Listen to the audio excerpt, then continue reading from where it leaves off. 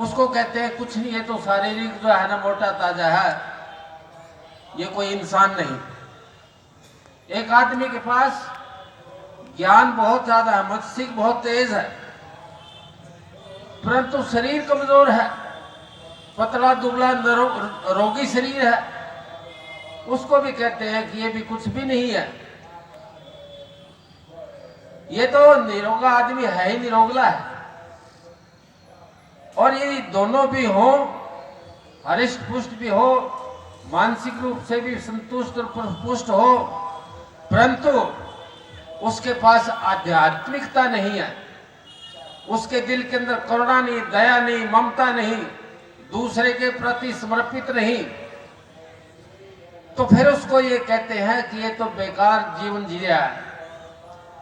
परिपूर्ण जीवन बनाने के लिए आध्यात्मिकता बहुत जरूरी है।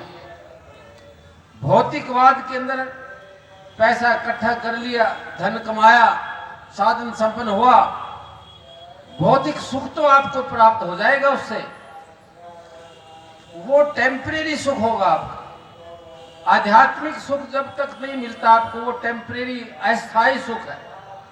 हमने पैसे से पक्खा ले लिया, एसी ले लिया, गर्मी में जो है ना सर्दी कर दी, सर्दी में हीटर ले लिया, सर्दी में गर्मी कर दी, हमने कार ले ली, सुविधा होगी, ये सारे सुख अस्थायी हैं। परमानेंट सुख क्या है? आध्यात्मिकता है। क्योंकि मानव जिस पर्पज के लिए जमीन पे आया, धरा पे आया है, वो साथ लेके कुछ नहीं जाएगा। जो था वो यही है, जो होगा वो भी यही होगा। ना हम कुछ साथ लेके आए हैं, ये कृष्ण ने कहा, ना कुछ साथ जाएगा। तो हमें सबसे बड़ी जो बात दर्शाएगी वो है आध्यात्मिकता। आप आध्यात्मिकता में कितने निपुण हो, आप कितने जो है ना संस्कारी पुरुष हो, तो तब जाकर के आपको परिपूर्ण जीवन की भाषा मिलेगी, परिभाषा मिलेगी। कृष्ण और सुदामा की बहुत अच्छी जोड़ी थी। एक गरीब था, एक राजा था। तो सुदामा ने एक दिन कृष्ण से पूछा कि कृष्ण ये बताओ, दोस्त का मतलब क्या होता है? दोस्ती का। कृष्ण ने कहा कि दोस्ती का मतलब क्या होता है? कहा कि जहां मतलब होता है वहां दोस्ती होती ही नहीं। बहुत बड़ी बात कह दी। जहां मतलब है वहां दोस्ती नहीं चलती, वो तो मतलब चलता है। इसी प्रकार से हमारे को समझाने के लिए गीता के अंदर भी एक सार यही आया कि आप अपनी संतान को संस्कार दो, संस्कार, सुविधा मत दो। सुविधा तो वो अपने आप पूरी कर लेंगे यदि संस्कार अच्छे होंगे। आपने अपने बच्चे पैदा करने के बाद 8वीं क्लास में गया, मोटरसाइकिल दे दिया, 10वीं में गया, छोटी कार दे दी, बीए में गया जो है ना बहुत बड़ी कार दे दी, संस्कार नहीं दिए, शराबी बनेगा, ऐबी बनेगा, खानदान का नाम मिटा देगा, क्योंकि सुविधा सुविधा देते जा रहे हो। संस्कार दे दो, सुविधा अपने आप बना लेगा। माँ जन्म देती है बच्चे को, साथ में संस्कार भी जननी वही है। माँ जननी है संस्कारों की, तो संस्कार अपनी औलाद को देगो, जीवन भी तभी परिपूर्ण सफल होगा, वरना जीवन जीने का कोई मायने नहीं है। कुछ लोग कहते हैं कि जिंदगी जी नहीं रहे, काट रहे हैं। उसका भाव ये है कि आध्यात्मिकता की कमी है, आध्यात्मिकता की उसके अंदर बहुत अधूरापन। मैं जो कोई इतना बड़ा विद्वान नहीं हूं कि मैं सत्संगी जो है ना महापुरुषों के अंदर प्रवचन में है, परंतु ये तो रोज जीवन की बातें हैं जो सीखता है आदमी, जो जिंदगी के अंदर अपने आप को सुधारता है। आप तभी मैंने ये बात की कि संस्कार जो है ना आदमी को महान बनाते हैं, संस्कार ही आदमी को गिराते हैं। तो अपनी संतान को संस्कार कहाँ से ले आओगे? कोई बाजार नहीं, कोई मार्केट नहीं, कोई इसकी प्रदर्शनी नहीं जहां से खरीद के ले आओगे। संस्कार मिलेंगे तो इन ग्रंथों से मिलेंगे, गीता ज्ञान से मिलेंगे। संस्कार मिलेंगे तो हमारे गुरुओं के उपदेशों से मिलेंगे।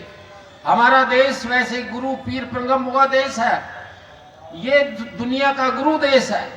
सारे ऋषि मुनि हमारे गौतम बुद्ध यहाँ पैदा हुए। लंका में जाइए, सारे बुद्ध धर्म को अपनाए। आप दूसरे विदेशों में जाइए, आपको गीता के सार के साथ आध्यात्मिकता का प्रचार प्रसार सभी भी वो भारत से ही मिलेगा, इस देश से मिलेगा। ये देश ही सर्वोत्तम है।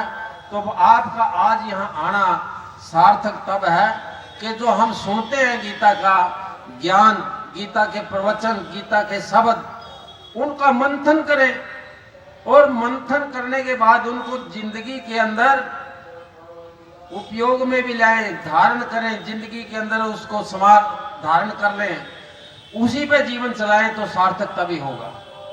मैं ज्यादा कुछ ना कहते हुए, आप लोगों ने यहाँ आकर तभी आप आए हो कि आप संस्कारी हो। इस समय आप अपना काम छोड़ करके, समय अमूल्य है उसको छोड़ करके आए तो आप संस्कारी भी हो, आध्यात्मिक भी हो। इसको तो मैं बधाई के पात्र हो, बधाई भी देता हूँ। और आप जो है समय अब इतना इजाजत नहीं देता। आज तो विदेशों में भी गीता जयंती का महोत्सव शुरुआत हो गई है। ये 2015 में कुरुक्षेत्र से शुरू किया था। 2015 में गीता का महोत्सव मनाने का आज हमारे को 7 साल हो गए गीता महोत्सव मनाते आ रहे हैं। और कुरुक्षेत्र वैसे जैसे कलाकारों ने भी बताया, दर्शाया कि कुरुक्षेत्र के अंदर 18 दिन युद्ध चला है। 18 दिन के युद्ध के अंदर 18 अध्याय गीता के तभी अपनाए गए हैं। उससे हमें बहुत कुछ मिलता है सीखने को, और सीख करके जिंदगी के अंदर धारण करोगे तो मेरा पार हो जाता है। आपका बहुत बहुत धन्यवाद, आपने मेरी बात को सुना। हम पॉलिटिकल आदमी थे, परंतु जो है ना, जो मेरे को जो जिंदगी के अंदर जो मैंने देखा, समझा, परखा, मैं बहुत ही, लोग तो रेत से, मैं तो रेत से उठ के आया, लोग तो जमीन से उठ के आ जाते हैं।